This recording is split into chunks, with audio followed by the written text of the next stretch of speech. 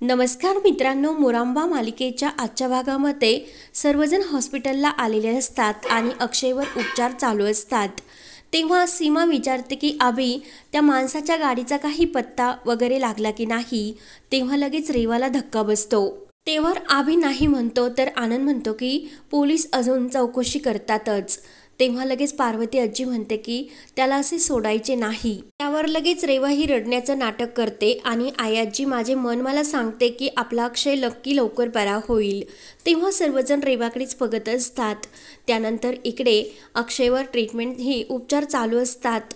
तर इकडे रमा ही अक्षय का आला नसेल म्हणून तिला टेन्शन येते आणि त्याचीच वाट ती बघत असते। रमाच्या डोळ्यामध्ये मात्र पाणी येत असते। तेवढं तिथे कावेरी येते। कावेरी म्हणते की काय ग रमा, संध्याकाळ झाली अशी अंधारात का बसली विचार करत। म्हणून कावेरी ही लाईट ऑन करते आणि रमाला म्हणते की बाळा देवाजवळ दिवा लाव।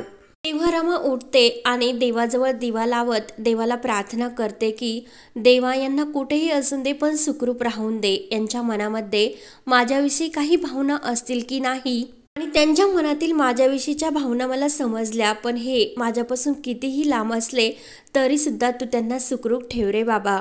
त्यावर इकडे डॉक्टर हे अक्षयला चेक करत असतात। अक्षय कारण अजूनपर्यंत शुद्धीवर आलेला नसतो।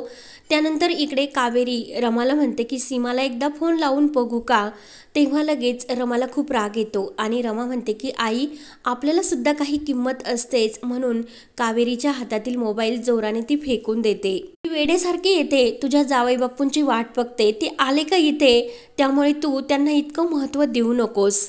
तू का त्यांच्यावर इतका विश्वास ठेवते, ते अजूनपर्यंत मला भेटण्यासाठी का आले नाहीत।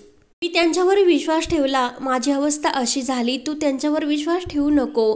आणि जाताने काय म्हटले होते की मी जगाच्या अंतापर्यंत तुझी वाट बघील आणि येथेच कायमचा बसून राहील। आई मी तुला म्हटले होते ना, ते येथे बसतील आणि कंटाळतील, निघून जातील आणि दुसऱ्या दिवशी सुद्धा ते परत नाही येणार। त्यांनी तसेच केले, नाही आले ते परत येथे। रमा खूप रडत असते आणि आमचं नातं कायमचं संपलं असे बोलून ती रागाने दरवाजा लावून घेते। कावेरी म्हणते की अगं रमा, इतक्या टोकाला जाऊन लगेच निष्कर्ष सुद्धा काढू नको आणि घाईने इतका निर्णय घेऊ नको।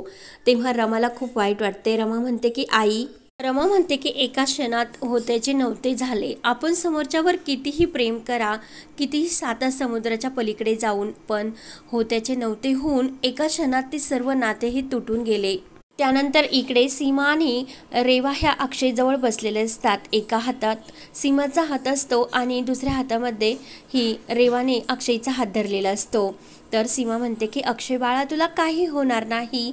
तर रेवा लगेच मनात म्हणत असते की अक्षय तू रिकवर नाही झाला तरी चालेल, मी आहे ना तुझी काळजी घेण्यासाठी, म्हणजे तू कायम माझ्याजवळ राहशील आणि रेवा अक्षय कायमचे एकत्र येतील। त्यानंतर इकडे रमाकांत काका आणि आरती घरी असतात। रमाकांत काका आरतीला विचारतात की फोन झाला की नाही हॉस्पिटलमध्ये आणि शुद्धीवर आला की नाही अक्षय। तेव्हा आरती म्हणते की नाही, आत्ताच फोन झाला, अक्षय अजून शुद्धीवर नाही आले। त्यानंतर रमाकांत काका ही मनालाच टेन्शनमध्ये म्हणत असतात की अक्षयच्या जागी मला जर काही देवाने झाले असते तर खरंच चांगले झाले असते। त्यानंतर इकडे मयुरी सुद्धा हॉस्पिटलमध्ये असताना देवाला हात जोडून प्रार्थना करते की काही कर पण देवा माझ्या भावाला नक्की बरे कर। सर्वजण अक्षय शुद्धीवर येण्याची वाटच बघत असतात आणि सर्वांना अक्षय शेवटचे त्यांच्याबरोबर कसे बोलून गेला हे सर्व क्षण सीमा अभि यांना आठवू लागतात। सीमाला अक्षयला जाताना सांगितलेले असते की काही करा, सून माझी या घरात आलीच पाहिजे, म्हणून तुम्ही दोघे जोडीने या असे आठवल्यानंतर सीमाला खूप रडू येते आणि अभि आनंद लगेच सीमाला समजवतात। आनंद म्हणतो की आई तू काळजी करू नकोस, आपला अक्षय खूप स्ट्रॉंग आहे, त्याला काही होणार नाही। तर सीमा रडतच म्हणते की मला माहिती आहे, खरंच अक्षय खूप स्ट्रॉंग आहे, त्याला काही होणार नाही। लहानपणी सुद्धा मी त्याला नाही म्हटले तरी तो खेळण्यासाठी जायचा आणि एकदा असाच सायकलवरून तो किती पडला आणि त्याला खूप लागले होते, तरी सुद्धा तो रक्तमंवळ झालेला असताना आपल्या रूममध्ये गेला आणि पायाला फडके बांधून शेवटी झोपून राहिला, स्वतःचा त्रास स्वतः सहन केला। कायम अक्षय आपला असंच सहन करत असतो, कारण त्यावेळी सुद्धा त्याने मला काही म्हटला नाही की माझे दुखते की वगैरे काही। तेव्हा आता सुद्धा अक्षय काय त्रास सहन करीत असेल रे असे मनाला वाटून सीमा आणखीनच रडत असते। त्यानंतर इकडे रमाला एक वाईट स्वप्न पडते। तिला असे वाटते की अक्षय तिला घेऊन जाण्यासाठी आलेला आहे आणि रमा आणि अक्षय धावतच एकमेकांजवळ येतात। अक्षय म्हणतो की रमा, मी तुला कायमच्या आपल्या घरी घेऊन जाण्यासाठी आलो। तेव्हा लगेच काही गुंड येतात आणि अक्षयला पकडतात। रमा म्हणत असते की कुठे घेऊन चालला, त्यांना सोडा। आणि त्यात लगेच एक गुंड येतो आणि काठी घेऊन अक्षयच्या डोक्यात जोराने मारतो। तर रमाला आणखीनच जोराने ओरडून ती उठते। कावेरी म्हणते की अगं रमा, काय झाले? रमा घाबरतच म्हणते की आई, हे ठीक नाही, नक्की यांच्या जीवाला काहीतरी झाले असणार, म्हणून रमाला खूप टेन्शन येते। त्यानंतर इकडे अभि आणि आनंद सीमाला समजावत असतात। सीमा तर खूपच रडत असते। एवढ्या तिथे पार्वती आजी येते। आनंद आणि अभि म्हणतात की आई आणि आजी, तुम्ही दोघी प्लीज घरी जा, आम्ही दोघे इथे थांबतो, रात्रभर तुम्ही इथे ताटकळत राहता। तर सीमा म्हणते की नाही आजी, जात्यान घरी, मी नाही जाणार, मी इथेच थांबते। त्यावर पार्वती आजी म्हणते की तुम्ही मला येथे काय होईल ते फोनवर सांगत राहा। तेव्हा सीमा म्हणते की मी आईनं जरा बाहेर सोडून येते, म्हणून सीमा ही आजीला घेऊन बाहेर जाते। अक्षयची ती अवस्था बघून अभि हा आनंदला म्हणत असतो की अरे, काय ही अक्षयची अवस्था होऊन बसली, रमासाठी इतकं वेडेपणा करण्याची काही गरज होती का? त्याच्यामुळेच हे सर्व झाले। त्यावर अभि आनंदला म्हणतो की आज सकाळीच अक्षय आणि माझ्यामध्ये वाद झाला। आनंद म्हणतो की काय सांगतो तू हे? तेव्हा लगेच झालेले सर्व प्रकार अभि आनंदला सांगतो। तेव्हा जाताने अक्षय अभिला सॉरी बोललेला असतो। तेव्हा अभि रडतच म्हणतो की जाताने अक्षय मला शेवटचा शब्द सॉरी बोलला होता आणि आता जर त्याला काही झाले तर, म्हणून अभि खूप रडण्यासाठी लागतो। तर आनंद त्याला प्रेमाने मिठीत घेऊन समजावतो। आनंद म्हणतो की अरे अभि, वेडा आहेस का तू? भावामध्ये भांडणं होतच असतात, पण आपण सर्वजण एकच आहोत। त्यावर आनंद म्हणतो की अरे, असं कसं कोणी अक्षयला गाडीने उडून जाऊ शकतो?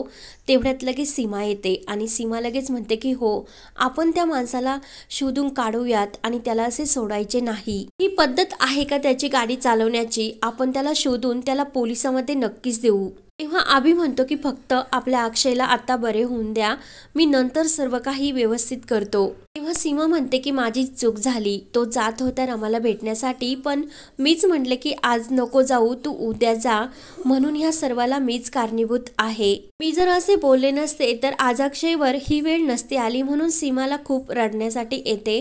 आनंद आणि अभि परत सीमाला समजावत असतात। अभि म्हणतो की मोठी आई, तू सुद्धा घरी जा आणि आराम कर थोडासा। तर सीमा म्हणत असते की नाही, अक्षयला अशा अवस्थेत सोडून मी नाही जाऊ शकत, म्हणून सीमाला चक्कर यायला लागते। तर आनंद आणि अभि हे सीमाला समजावत असतात। आनंद म्हणतो की आई, तू अजिबात काळजी करू नको, मी तुला घरी सोडून येतो, येथे अक्षयची काळजी घेण्यासाठी आम्ही दोघे आहोत ना, म्हणून आनंद सीमाच्या हाताला धरून तिला घरी घेऊन जायला निघतो। त्यानंतर अभि एकटाच खाली बसतो। त्याला सुद्धा सर्व आठवते की तो फोटो रेवाने त्याच्याकडून कसा घेतला आणि रमाने तो फोटो बघितला, रमाने तो फोटो फाडून हे सर्व तुम्हाला माहिती होते का, असे बोलून ती बॅग भरून या घरातून निघून गेली। हे सर्व क्षण त्याला आठवून खूप रडायला येत असते। तेवढ्यात रेवा येते अभिच्या खांद्यावर हात ठेवून, अभि तू टेन्शन घेऊ नको, मी अक्षय पूर्णपणे त्याला बरा करेल, त्याची काळजी घेईल, म्हणून रेवा असे बोलून परत अक्षयच्या रूममध्ये येते। त्यानंतर इकडे रमा ही रडतच असते, अक्षयचीच वाट बघत असते। तर कावेरी तेथे तो मोबाईल घेऊन येते। रमाला विचारते, अगं रमा, तू हा फोन फेकून दिला, तो फोन बंद पडला, मग आता काय करायचे? रमा रडतच म्हणते की आई, खरंच माझी चूक झाली आणि मी यांना फोन करू का? तेव्हा कावेरी म्हणत असते की अगं, फोन तर हा दुरुस्त करता येतो, पण नात्यांचं काय? नात्यांचा विचार केलास का तू?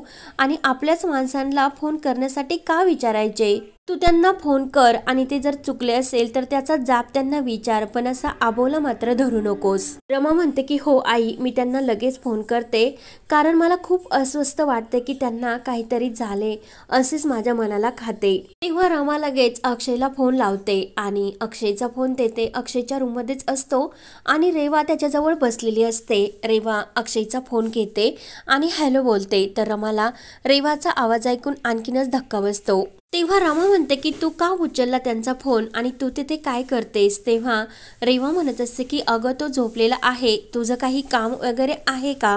रेवा मुद्दाम लगेच खोटं बोलते आणि तुला तर सर्व गोष्टी माहितीच आहे, त्यामुळे तुला काही गोष्टी तुझ्यापासून मी नाही लपून ठेवू शकत। रमा म्हणत असते की ए रेवा, तुझा आणि माझा तुझ्यावर अजिबात विश्वास नाही, तू प्लीज त्यांना फोन देते की नाही. तेव्हा म्हणते की अगं तो झोपलेला आहे, मग त्याला झोपेतून उठू का. तेव्हा रमा म्हणत असते की मला चांगलीच माहिती आहे मी तुला आमच्या रूममध्ये कधीच बोलावणार नाही, ते झोपले म्हणूनच तू आमच्या रूममध्ये घुसली असणार आणि तू खोटं बोलतेस, माझा यांच्यावर पूर्ण विश्वास आहे. आणि रेवा तुला शेवटचं सांगते की माझा तुझ्यावर विश्वास नाही, तू प्लीज त्यांना फोन दे.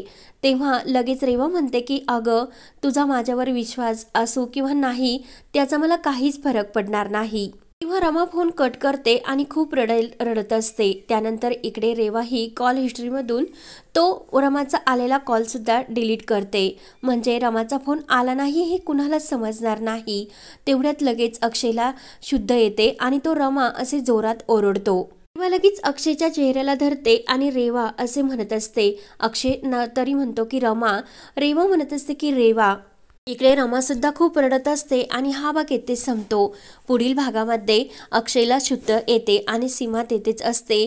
अक्षय विचारतो की रमाला हे सर्व कळवले का. तेव्हा सीमा म्हणते की अरे थांब, मी लगेच रमाला कॉल लावते. तेव्हा रेवाला तर धक्का बसलेला असतो. तेव्हा अक्षय म्हणतो की आई थांब, रमाला हे सर्व सांगू नको.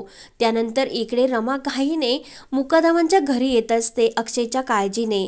तेव्हा लगेच पार्वती आजी रमाला म्हणते, रमा प्लीज आतमध्ये जाऊ नको, तुला अक्षयची शपथ आहे. रमा लगेच दरवाजातच थांबते तर पार्वती आजी म्हणते की आतमध्ये जाऊ नको आणि माझा अक्षय अगदी तुझ्याशिवाय या घरामध्ये आनंदात आहे. तेव्हा रमाला खूप असे रडायला येत असते. तेव्हा आता पुढे काय काय होत राहणार हे पाहण्यासाठी चॅनलला नक्की सबस्क्राईब करत राहा. धन्यवाद.